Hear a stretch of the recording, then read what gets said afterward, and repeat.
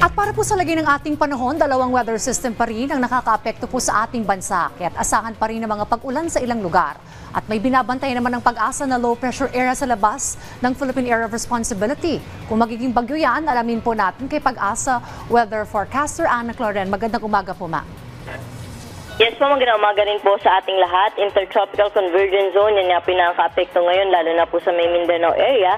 Magdadala po ito ng mga kalat-kalat ng mga pag-ulan, mga pagkidlat at pagkulog sa may bahagi ng Zamboanga Peninsula, Sorsogon, Bangsamoro, Davao Oriental, Davao Occidental at Davao del Sur.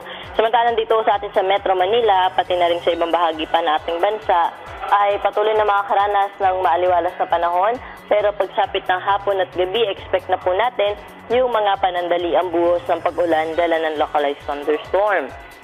Sa ating pagtaya, meron tayong nakikita na low pressure area at sa kasalukuyan po yung LPA na to, nasa around 2,040 kilometers pa po ito sila ng Kabisayaan at wala naman hong direct na epekto sa ating bansa. Pero sa ating nakikita po, by next week ay meron ho tayong posibleng sama ng panahon na mabuo.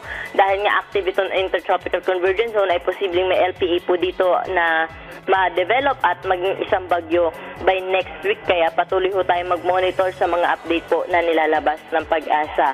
At for the next 3 days naman po, inaasahan natin na dito sa bahagi ng Visayas at Mindanao by Monday po, no, ay in-expect po natin na makakaranas sila ng mga pag-ulan, dala pa rin itong Intertropical Convergence Zone. But over the weekend, kahit po dito sa Metro Manila and the rest of the country, ay maaliwalas sa panahon naman po inaasahan. Maging handa pa rin sa mga posibilidad ng thunderstorms sa hapon at sa gabi.